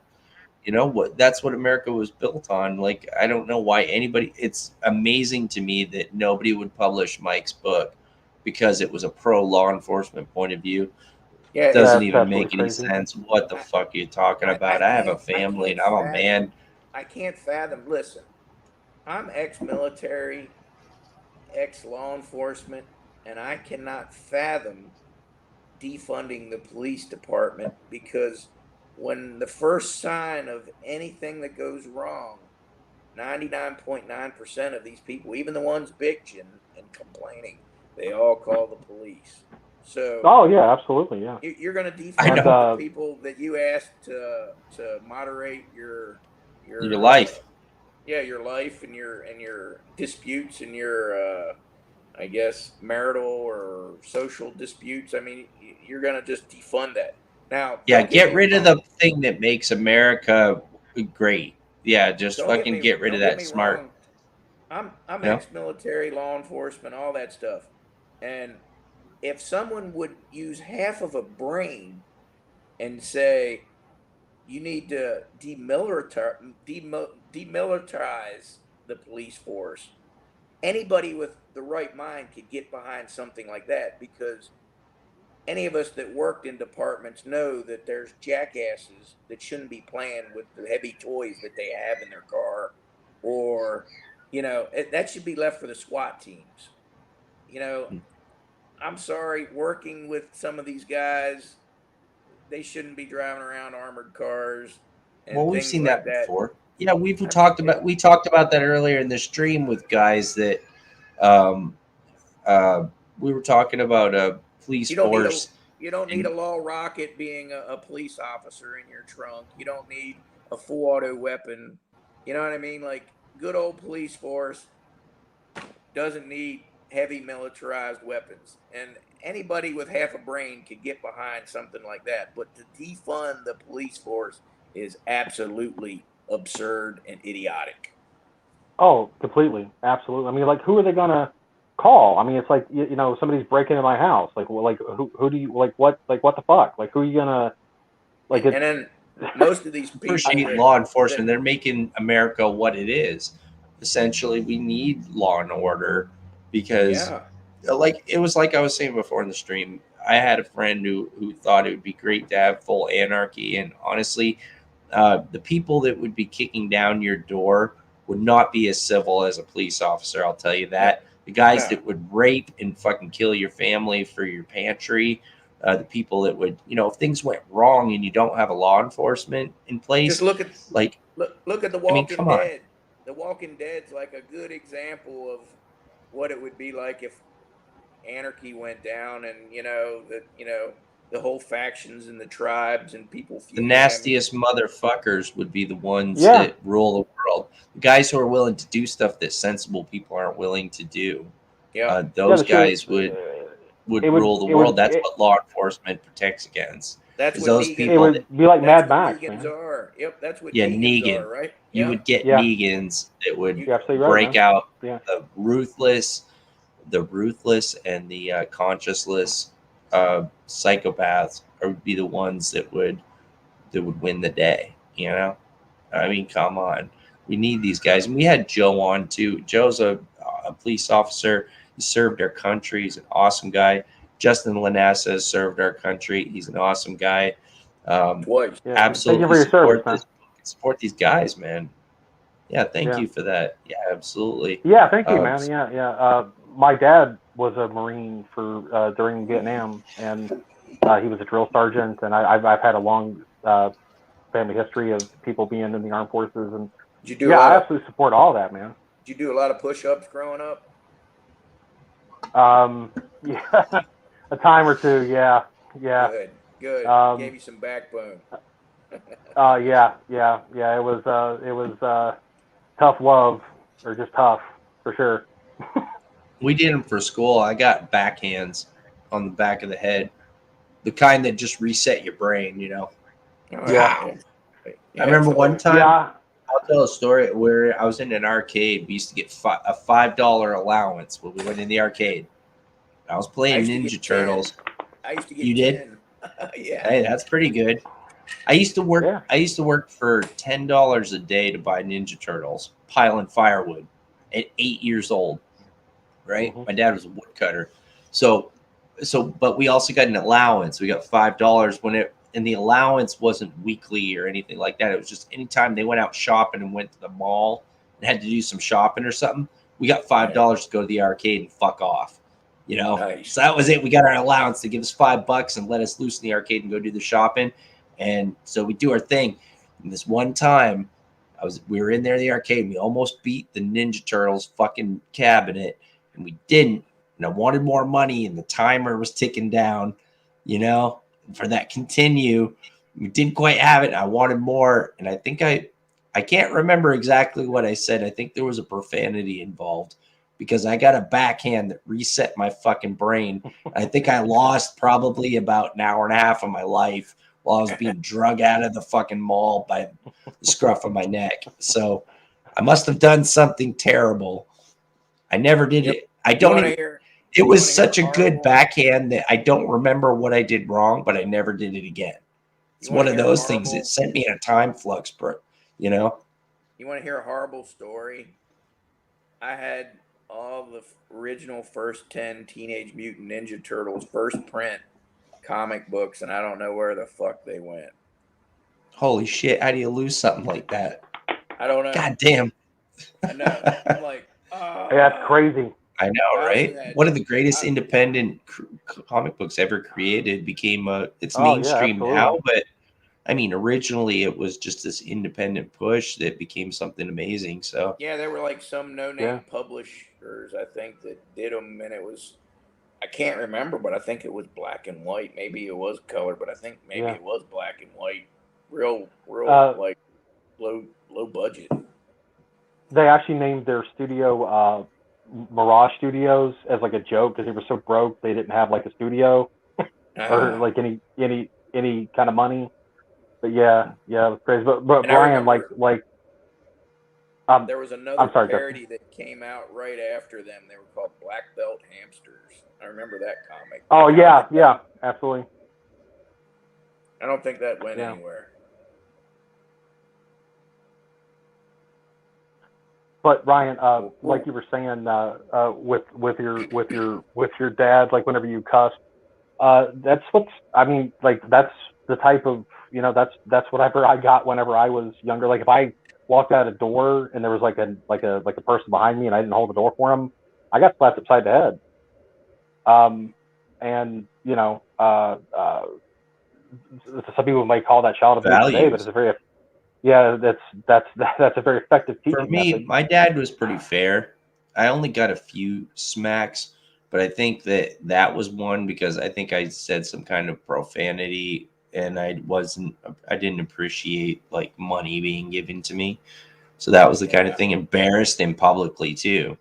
You know, you say you make a profanity and say something to your father in public too, like, that was that. But overall, my dad was pretty fair for the most part. As far as that, I only got a few, but I remember all of them. I have two older sisters, so whenever I fucked up and did something wrong, and my mom or dad would smack me on the back of the head, they'd line up for their turn. So, and well, yeah, hail to stern fathers. You know what I mean? Make people into great men. You gotta have that. You don't want meek, weak men. Now kids have to fend on their own and discover it for themselves. But it's a lot harder when you can't hit them. It's a lot harder because you can't hit them. Well, that's the thing here. I'm just abiding by the law. What? Yeah, that's what I'm saying though. It's like that's something that's, I guess, pushed in from the government and society not to be able to correct your children, but then when they go off and commit crimes and do things that aren't very good, you're to blame because you didn't raise your child right, but you couldn't correct them. I mean, it's a very redundant kind of fucking sense of, I mean, why aren't psychologists and fucking people with real degrees sitting down and telling these government officials, like, look, if you give a kid no discipline, he's going to fucking go out and do dumb shit, and then you're gonna have to put him in jail later, and then that's the point of view that I tell my wife too. No, you're absolutely right, Justin. Like the way I look at it is I talk with my wife, who's amazing, but tell her like, if my kids do something that's messed up, we have a very stern conversation about it. I'm very real about it, and then if there's any discrepancy about it, it comes down like, well, what's going to happen if my boys do that with another guy who's not their father who loves them?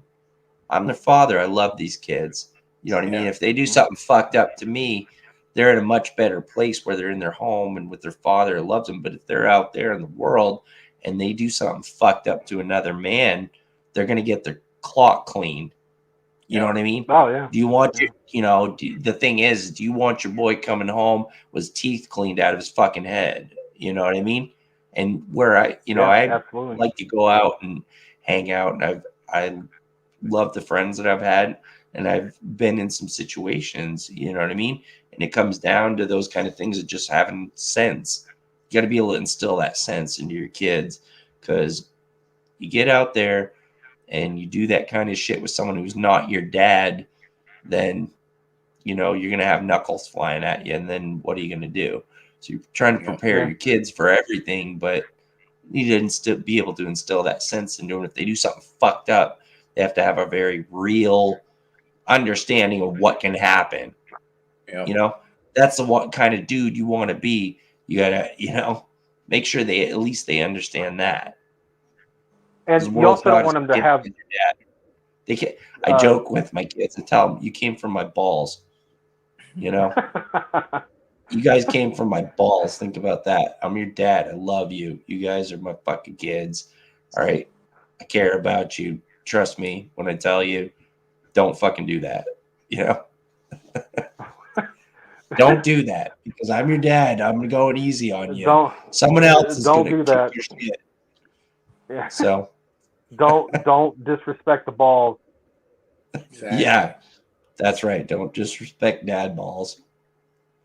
Everybody talked about dad bod. That disrespects us. Dad balls is. What happens if a dad had 3 balls? Yeah. Then that's 3 times the pleasure. So I mean, is that like the conversation that you have with him when you set him down? Like, listen, son, you really hurt Daddy's heart and his balls. Yeah. You know, you're talking about like with what was that fucking film? What, Jesus Christ, it had Arnold Schwarzenegger, and it was a Total Recall. Yeah, you got 3 balls. It's like 3 titties. It's like. Oh, you know? yeah. No, that shit's for real, man. Don't make fun of that, man. Well, 3 nipples is definitely a thing. I think you can have a third. Is that has science confirmed that it's a 3 nipple thing, or is it just a birthmark? I know it looks like a nipple. I know people with three balls. I know people. Really? Holy shit! That's crazy. Yeah. I know people. I don't know anybody with 3 balls. I know someone who has 1 ball. You do now. And I told him that I appreciate you for having the ball to admit it.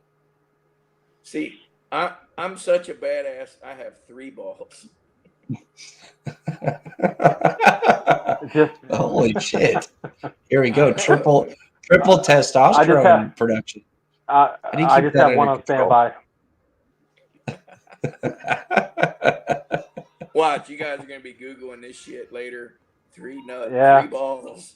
I imagine if you have 3 balls, I mean, you can probably tell the guys that have 3 balls, they never cross their legs. Probably be an awkward moment. Wouldn't it? Probably hurts a little more. It might hurt a little. Yeah, that's what I mean. Yeah, they probably never cross their legs, so you can tell. Or they would never sit down too hard. 3 ball motherfuckers. Don't make me start a movement here. Don't make me fucking start a 3 ball. The 3 ball. The 3 ball, man.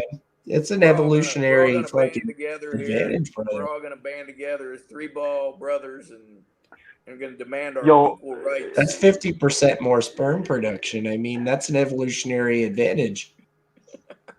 You'll have to sue the Olympics where they have like the like on their symbol they have like the 3 circles that are intertwined. Take it, flip it upside down, put it on the flag. Exactly. Yeah, I know. If they could just get a triple ball sack on the flag instead, I bet you it would be way more popular. Double, you get a triple. You can get a triple ball sack fucking flag. That'd be fucking incredible. I'd watch it. Just a huge scrotum. Yeah, my question I always like to ask people: if you were born with a tail, would you remove it, or would you keep it your whole life, or would you like? Well, I call my dick my tail. So I mean, what are we talking about here? No, like a real tail, like a prehensile. Like tail, on the other side, yeah. Yeah, like right at the base of your spine. Like, would you have it removed or would you keep it? Man, I don't know. That's a great question. It depends on the length. If it was short, I'd probably have it removed. If it was long, is it a useless, ugly tail, or is it something that actually wags when you're happy? That depends. Is it a functional tail? you could make it functional if you want. I mean, it could like.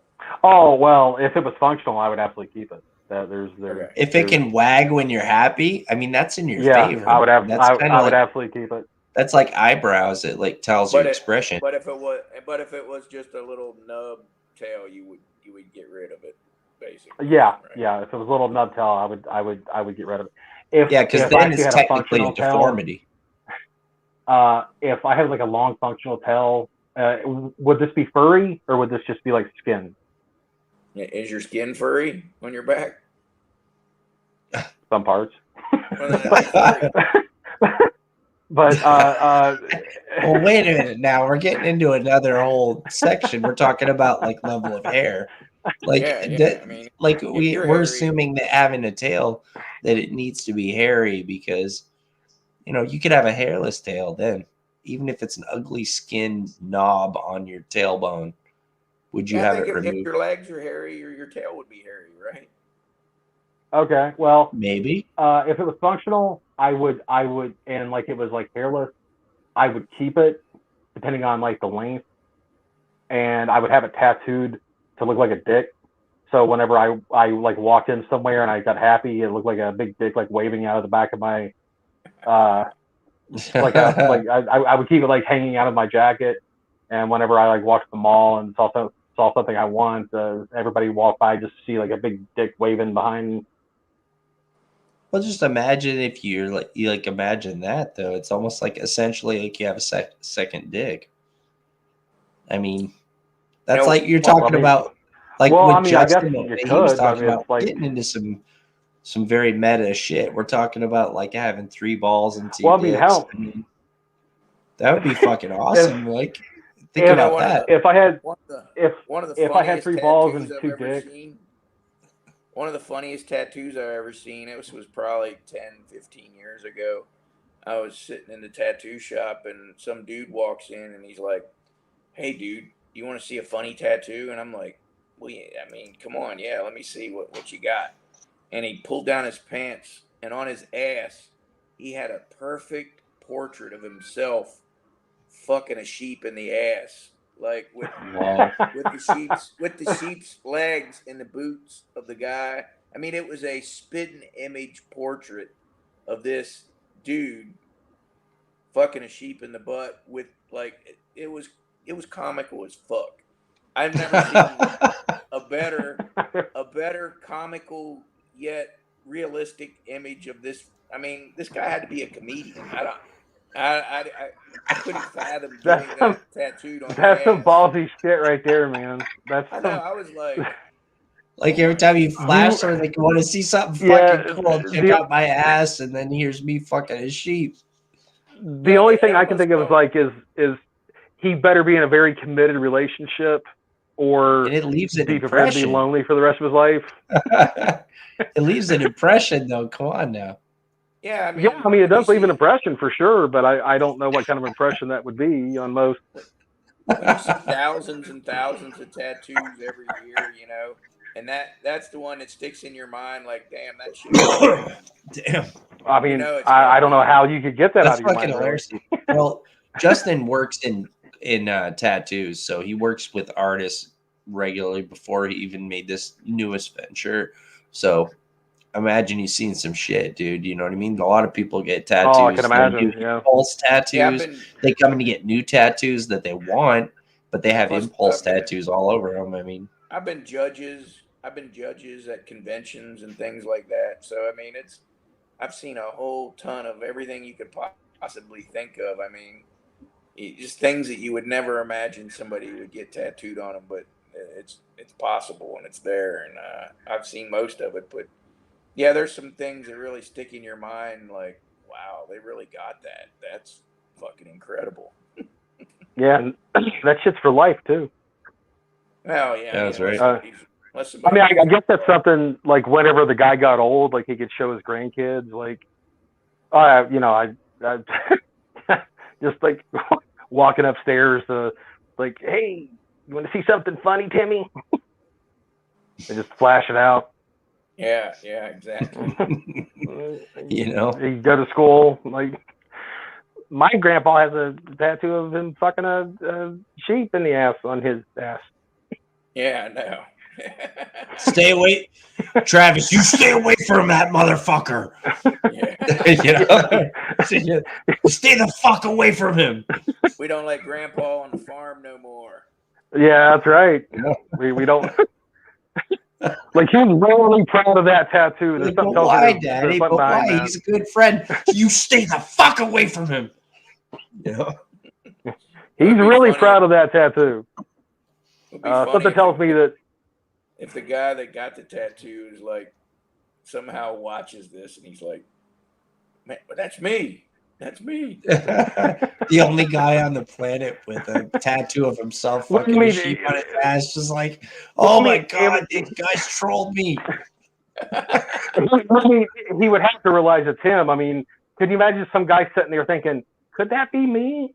Could that be me that they're talking about? Yeah. I mean, like it's normal then. Yeah, like the 60 people that eventually watch it's just like, I feel like he was speaking to me, but it can't be. Yeah. I'll tell you me. another tattoo. This was just recent, a couple years ago.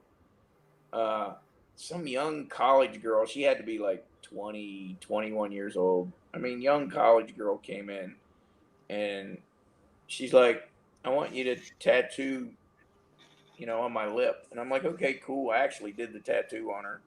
Nice young college girl. And she goes, I want you to tattoo Trump on it. And I'm like, huh? She's like, yeah, I want you to, I lost a bet. I got to get Trump tattooed on my lip. Whoa. Yeah, so holy this chick shit. Like, fuck yeah. tell me that's not fucking hardcore. Like, young, Yeah, hardcore. 21-year-old college girl, and she's like, Trump on her fucking lip tattoo. That's crazy. And she did it because she made a fucking pact with her friends and was doing it, man. Holy shit, huh?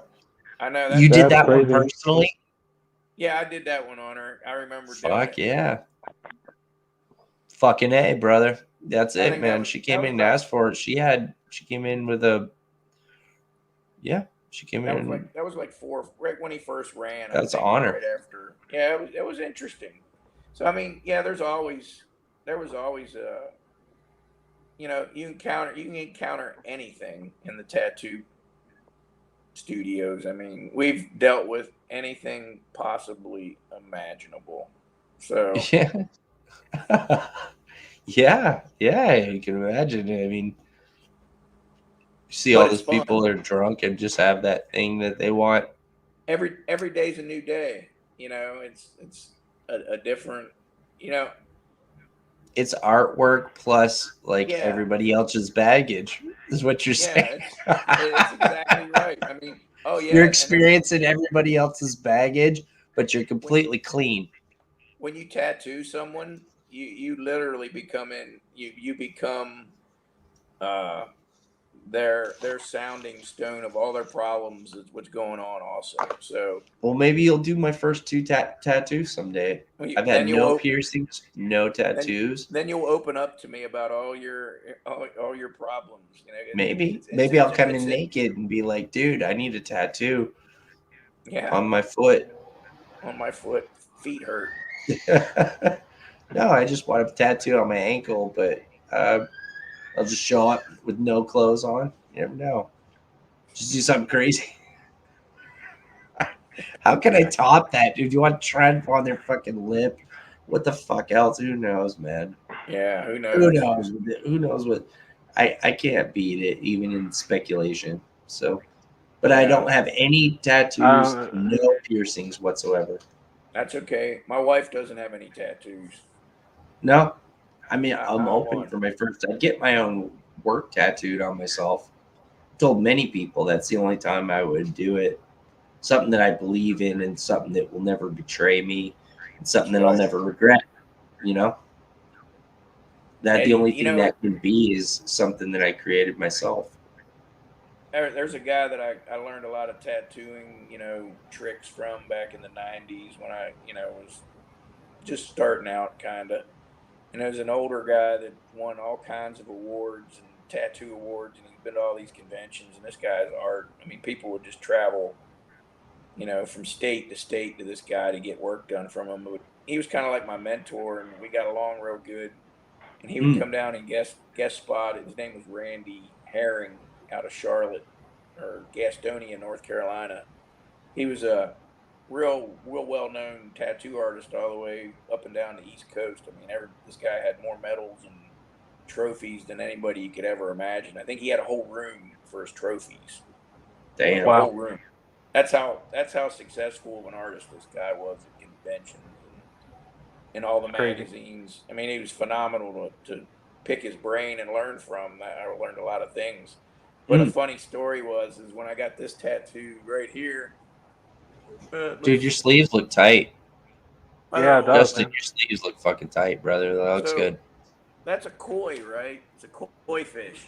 And it was funny because when he was about to do it, I'm like, hey, Randy, I want to get a dragon. And he's like, nah, you don't want a dragon. You want a koi fish. And I'm like, no, dude, I really want a dragon back here. And he's like, nah, you want a koi fish. And I'm like, all right, cool, do a koi fish.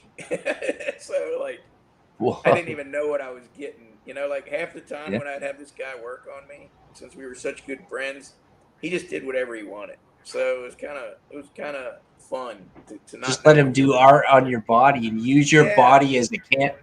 So Justin, you're essentially telling us your body is a canvas. Yes, is what you're saying. That's a fucking beautiful note to end on. You wanted to leave earlier, and we just got into a conversation. This has been a great conversation. Yeah, man. I'm gonna go eat dinner, guys. Again, 2-hour mark. Great conversation. The horns. Hey, brother, just remember, all our bodies and our minds are a canvas. Yes. Beautiful thought to end on. I love that. And for all of you listening, never forget that ever. Tattoo that on your brain, essentially, is what we're saying. Yes. Have that tattooed into your brain with my words. Pretend my words are the needle stabbing your brain quickly.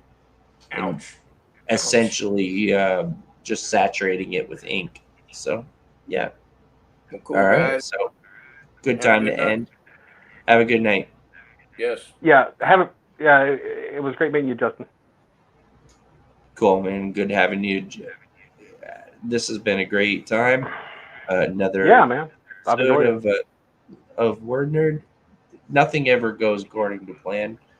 Of course not. Love these streams. And love you all. We'll catch you next time. All right. All right, man. Travis, stay in. I'll talk to you for a little bit too. If you have some time tonight. All right, man. Yeah, I'll catch you after.